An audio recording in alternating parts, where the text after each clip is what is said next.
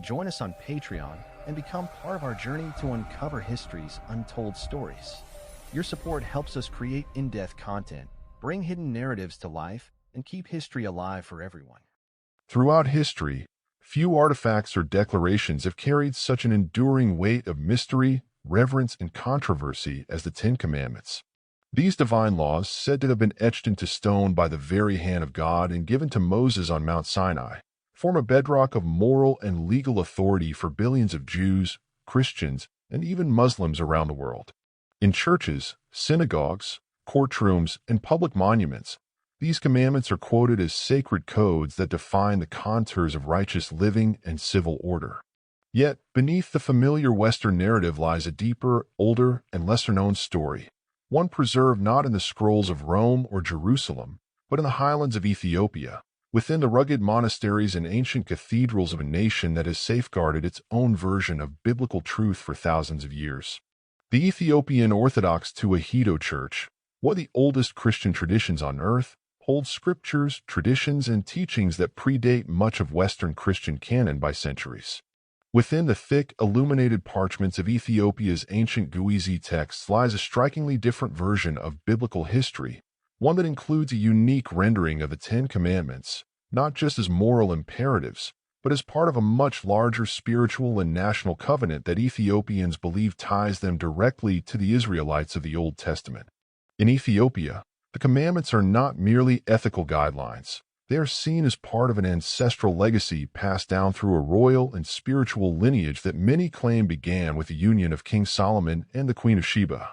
Western versions of the Ten Commandments, particularly those canonized in the Hebrew Bible, Exodus 20 and Deuteronomy 5, are often presented as a universal legal framework.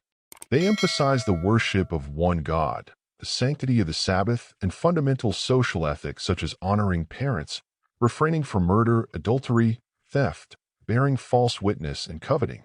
These texts were translated, codified, and disseminated through the efforts of Greek, Latin, and later Protestant theologians, shaping the religious and judicial landscape of Europe and the Americas. But Ethiopia tells a different story. Unlike the Western Church, whose scriptures were often filtered through Roman imperial lenses, the Ethiopian Bible, larger and more expansive than any Western canon, includes books long excluded from Catholic and Protestant traditions. Texts such as Enoch, Jubilees, and 1 Maccabean provide a theological context that enriches and, in some cases, rewrites the meaning and origin of the Ten Commandments. For example, the Book of Jubilees, long preserved in the Ethiopian canon, retells the story of the commandments with deeper cosmic significance, placing their origin not merely on Mount Sinai, but within a divine timeline stretching from creation itself. In this framework, the laws are not just commandments for Israel, they are part of the preordained moral architecture of the universe. Moreover, Ethiopian tradition holds that the Ark of the Covenant, the very vessel that housed the original stone tablets, is not lost to history or hidden beneath the Temple Mount in Jerusalem. Instead, it is believed to reside in Axum, Ethiopia, in the chapel of the tablet at the Church of Our Lady Mary of Zion. This belief is not merely theological. It is a living part of Ethiopian identity. Every year, during the festival of Timkit, replicas of the Ark are carried through the streets in vibrant, reverent processions, affirming a national claim to spiritual guardianship over the Ten Commandments themselves. The Ethiopian version of these laws is deeply intertwined with their own sacred history. In the Keber Nagast, a 14th-century Ethiopian epic that chronicles the Solomonic Dynasty, Ethiopia is portrayed as the inheritor of Israel's divine covenant. According to the text, when the Queen of Sheba, Makeda, visited King Solomon, she not only returned to Ethiopia pregnant with Solomon's child, Menelik, but also with a heart full of Hebrew wisdom. The tale narrates that Menelik, upon reaching adulthood, journeyed to Jerusalem, where he was welcomed by his father and secretly returned to Ethiopia with the Ark of the Covenant. Some Ethiopian traditions even suggest that the commandments within the Ark were altered or simplified before being translated into Guizi, reflecting a different divine emphasis, one more focused on spiritual purity, collective unity, and divine kingship rather than just individual moral behavior. While Western theology has largely spiritualized the Decalogue, Ethiopian practice often blends the mystical with the practical. The commandments are not just memorized and preached, they are embodied through liturgical practices, fasts, chants, and community law. Orthodox priests in Ethiopia recite them not in Latin or Greek, but in Guizi, a sacred tongue still used in Ethiopian liturgy. Each commandment is accompanied by centuries-old commentaries that draw from both biblical and extra-canonical texts. Unlike the relatively abstract moralism of the West, Ethiopia's laws are part of a living tradition where religion and national identity are inseparable. Moreover, the Ethiopian Orthodox Church's emphasis on ritual purity, angelology, and divine judgment, ideas reinforced by its unique scriptures, also influences the interpretation of the Ten Commandments. The first few commandments, especially those dealing with the worship of God, are treated with extreme seriousness. Idolatry, for instance, is not only a spiritual offense but a national sin, capable of corrupting both people and land.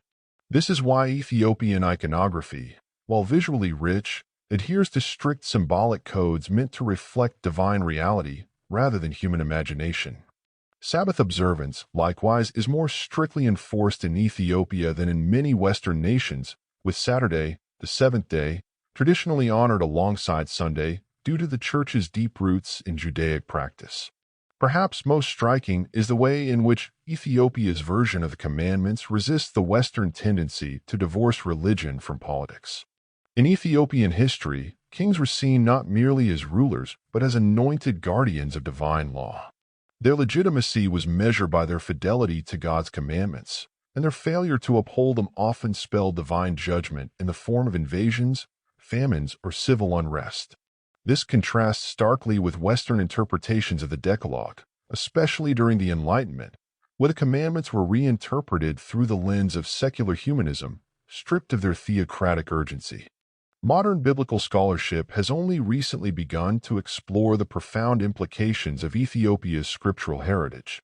Archaeological findings, linguistic studies, and comparative theology increasingly confirm that Ethiopia's Judeo-Christian tradition is not an offshoot but a parallel stream of sacred history. Its version of the Ten Commandments, far from being a curious anomaly, may in fact preserve older, more Hebraic understandings of divine law that were later edited or reinterpreted by Western traditions. Today, as debates rage over biblical authenticity, cultural appropriation, and religious colonialism, the Ethiopian Ten Commandments stand as a testament to a faith tradition that has withstood the tides of empire, war, and Western erasure. They invite us to reconsider what we think we know about divine law, and to explore the spiritual depths of a civilization that has guarded its truths beneath the shadows of its ancient stone churches and in the chants of its faithful monks.